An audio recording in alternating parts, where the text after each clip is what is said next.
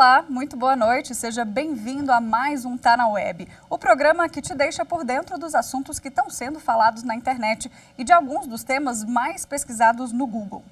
No fim de semana, um podcast chamado A Mulher da Casa Abandonada bombou na web e o assunto veio parar nos trends do Google. Vamos olhar aqui a tela, o nome Mansão Abandonada Higienópolis teve mais de 100 mil pesquisas. E se você não acompanhou essa trend, eu vou te explicar. Durante uma reportagem investigativa, o repórter Chico Felite, da Folha de São Paulo, descobriu uma mulher que vivia há mais de 20 anos em um casarão bem degradado lá em Higienópolis, nesse bairro super nobre de São Paulo. E o que está por trás dessa história, gente? Ela é uma brasileira acusada de cometer um crime nos Estados Unidos e que teria voltado para o Brasil para não responder a um processo lá, em terras americanas. As acusações são por manter uma empregada doméstica, também brasileira, em condições de escravidão por quase 20 anos, quando ela e o marido residiam em Washington. O marido, René Bodetti, brasileiro também, mas que na época já era cidadão americano, ele foi condenado lá e respondeu pelo crime, cumpriu mais de 6 anos de prisão. E qual que é a questão em torno desse caso? O que todo mundo quer entender, né? Por que essa mulher ainda não foi presa, se todo mundo sabe onde ela está?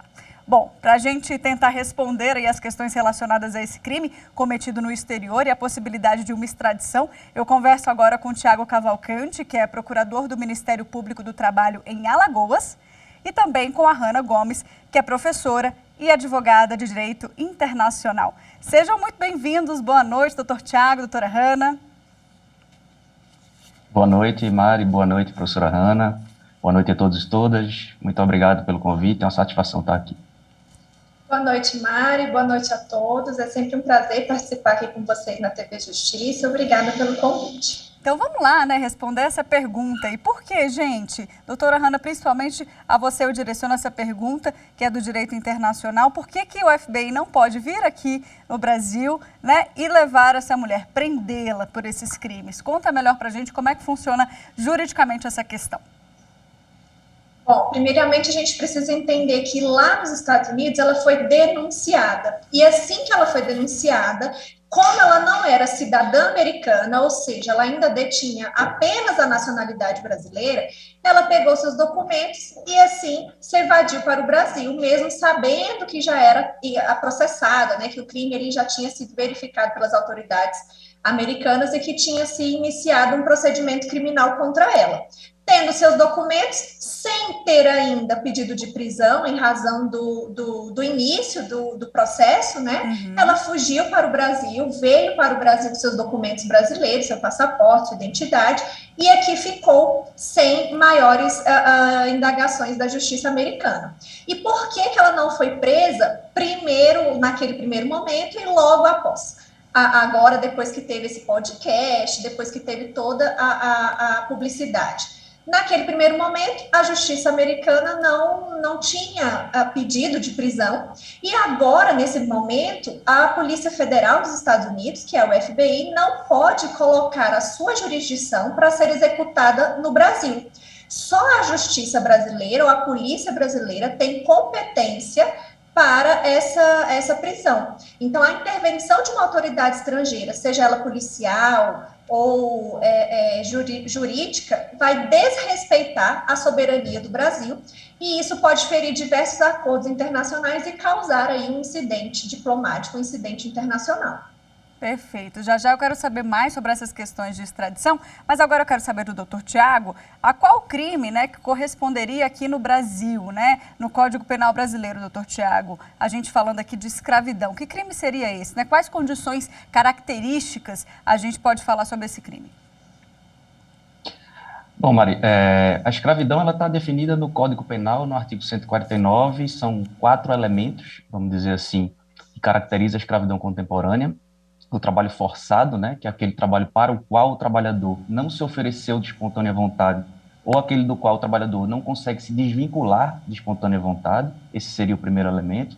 O segundo seria a restrição de locomoção em razão de dívidas contraídas com o empregador, e ainda 2 outros elementos, como as jornadas exaustivas, que não são apenas jornadas prolongadas, ou seja, a gente precisa de outros elementos além da questão do tempo, então a natureza daquela atividade que está sendo exercida o ritmo, a frequência, ou seja, tudo aquilo que envolve, de fato, a exaustão do trabalhador e também as condições degradantes de trabalho, que é, na verdade, tratar o trabalhador como um bicho, né, como um animal de tração na produção de riquezas econômicas.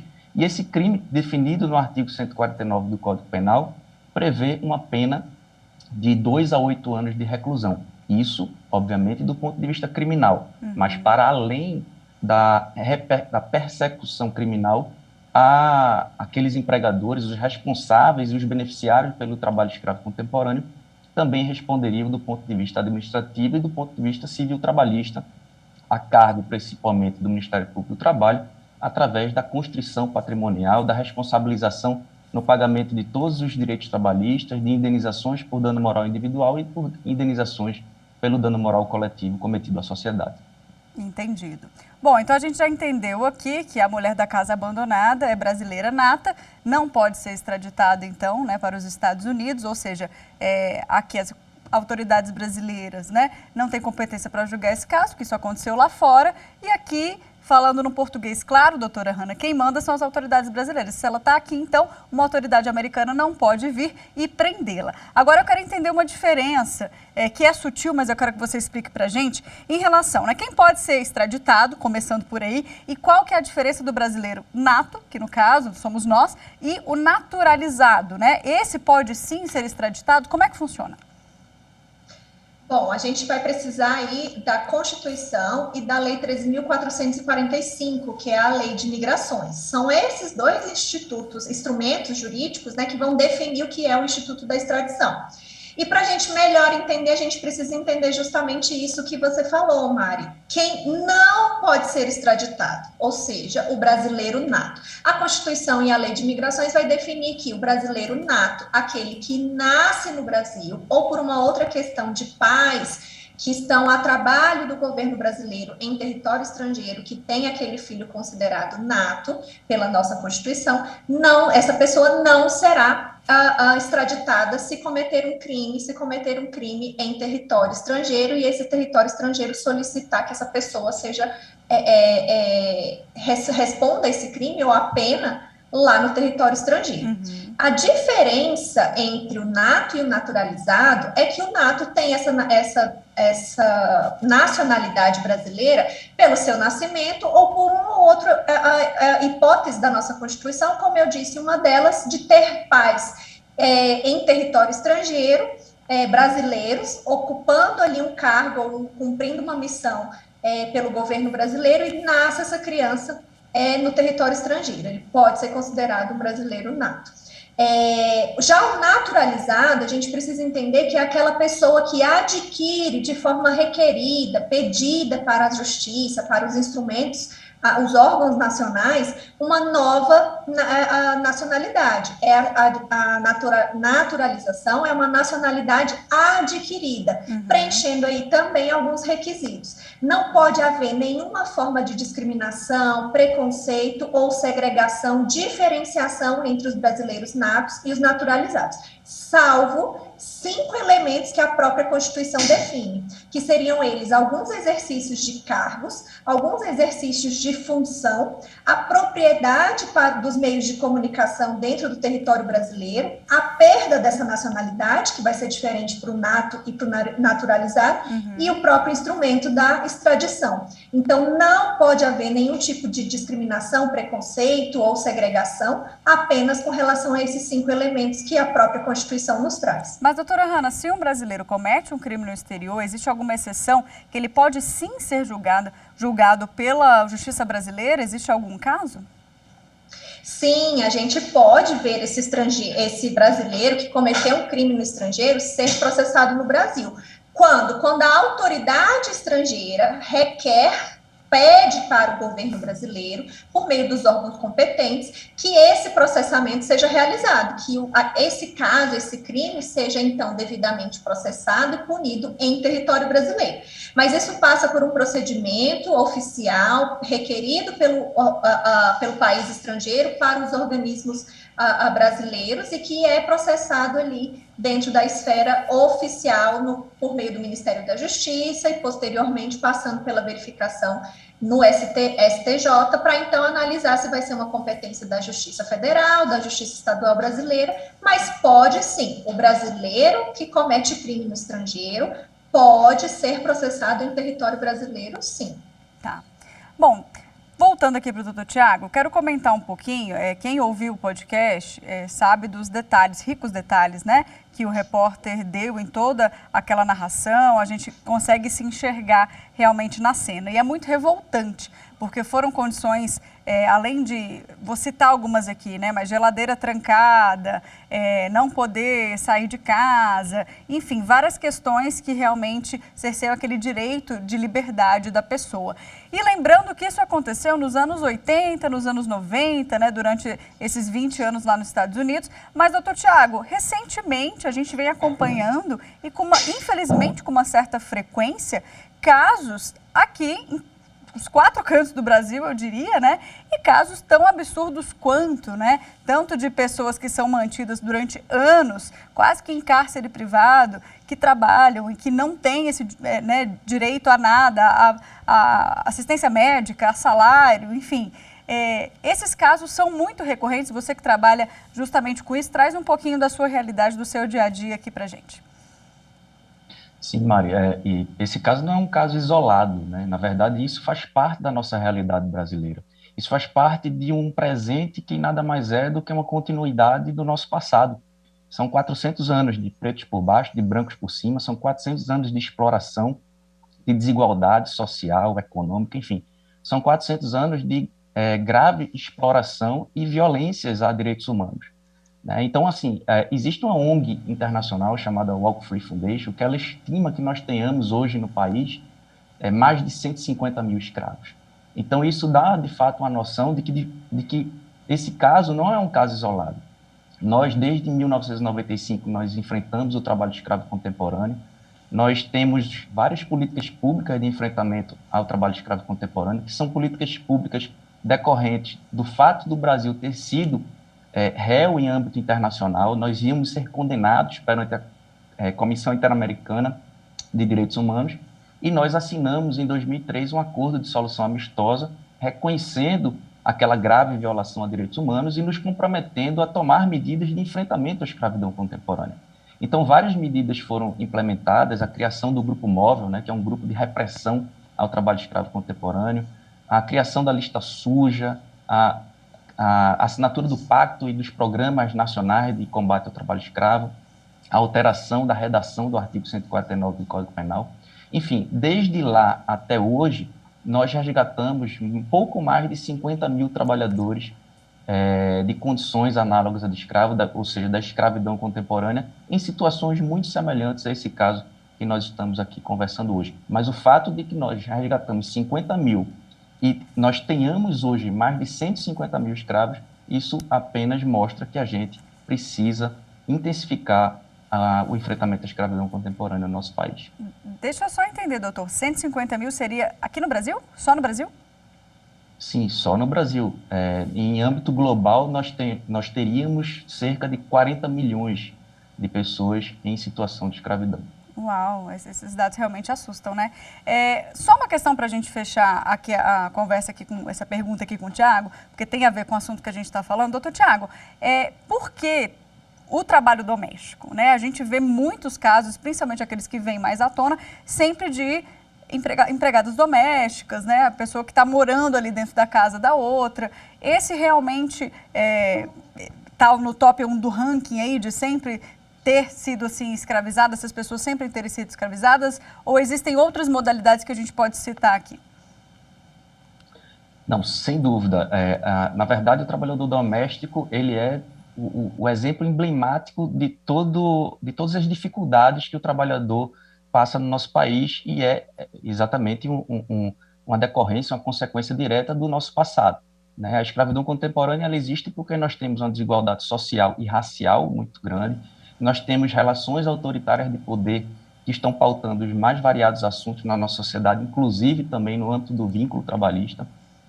Nós temos, historicamente, uma concentração fundiária que resulta na miserabilidade da população de âmbito rural, e nós temos também um vazio protecionista, né? Ou seja, poucas leis, pouca proteção trabalhista, e que os trabalhadores domésticos, inclusive, até pouco tempo, até 2014, 2015, não tinham direitos básicos, direitos constitucionais muito básicos que eram reconhecidos a todos os demais trabalhadores. Então, essa condição de hipervulnerabilidade social, hipervulnerabilidade econômica, hipervulnerabilidade racial, hipervulnerabilidade de gênero, né? E essa desproteção, essa proteção parcial do ponto de vista trabalhista faz com que o trabalho doméstico seja, obviamente, um trabalho que está vulnerável a esse tipo de exploração, inclusive por estar por desempenhar as atividades dentro da própria residência e sujeito às mais diversas violências que possam ocorrer. É muito triste, os relatos são realmente absurdos. Doutora Hanna, agora explica aqui para a gente o seguinte, né? O que o STF tem a ver com esse trâmite de extradição? Né? Só a corte pode julgar esses casos? Sim, Mari, a gente tem desde 2016 uma regulamentação dizendo que para o trâmite dessas medidas relativas à extradição e à transferência de pessoas condenadas, de competência de um departamento específico, Departamento de Cooperação Jurídica Internacional, lá do Ministério da Justiça.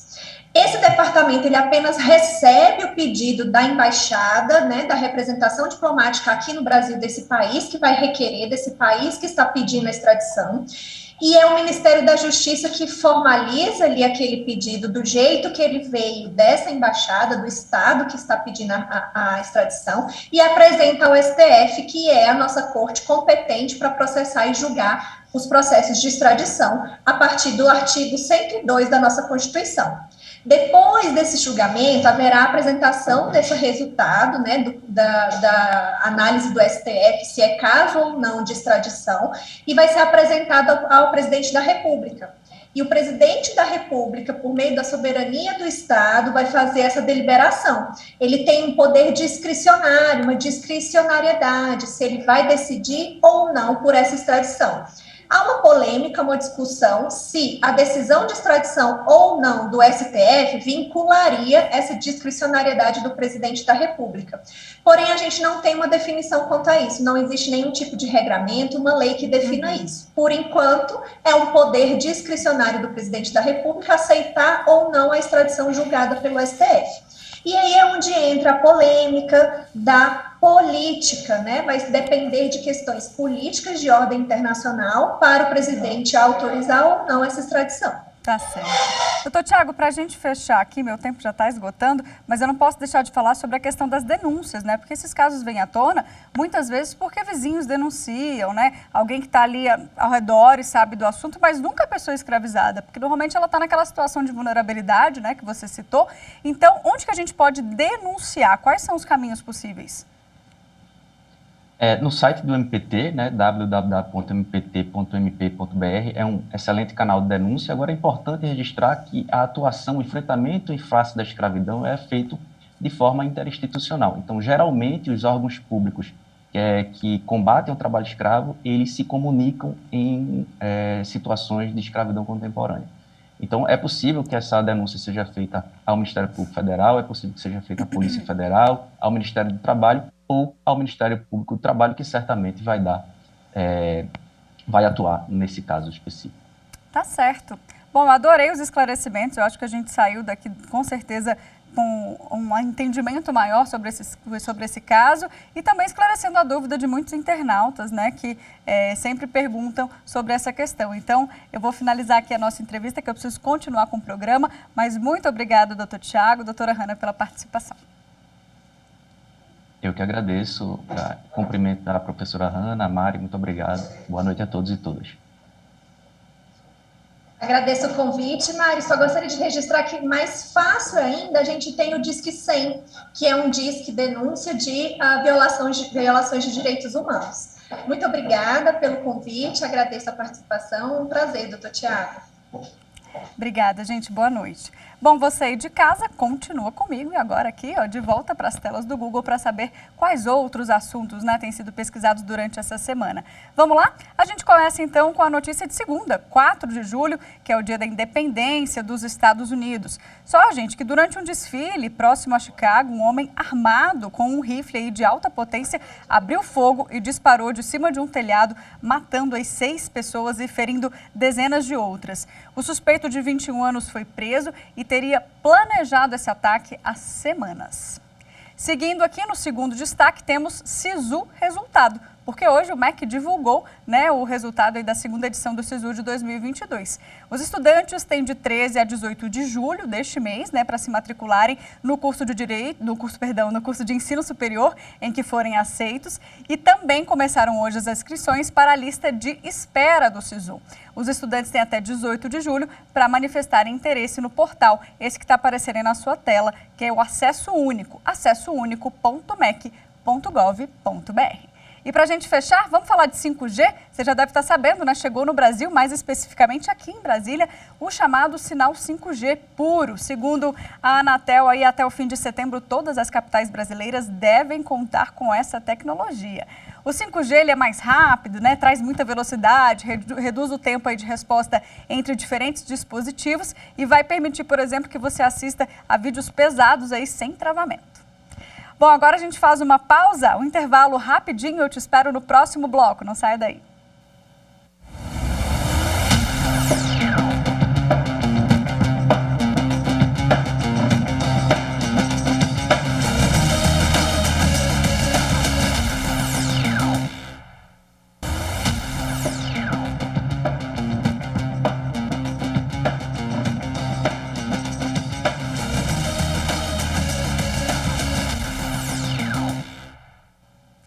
Estamos de volta e vamos agora então para o segundo bloco falando sobre as fake news da semana. Começamos com o nosso Instagram, lá no nosso perfil oficial. A gente tem a editoria lá semanal, né? #EraFake, que sempre esclarece uma fake news. Vamos dar uma olhada então, ó. #EraFake, a notícia de que 40 mil pessoas recebem o seguro defeso em Brasília. De acordo com o portal da Transparência, o governo federal pagou o benefício apenas a 18 pessoas aqui no DF de janeiro a abril deste ano. E o texto aí que circula nas redes sociais diz que muita gente estaria recebendo esse benefício destinado a pescadores profissionais, tendo em vista, né, que não há nenhum rio próximo aqui ao Distrito Federal. O seguro defeso ele é pago pelo INSS a pescadores artesanais e o valor equivale a um salário mínimo. Aqui na programação da TV Justiça, a gente também está falando de uma notícia falsa que tem a ver com a regularização de CPFs. Dá uma olhada.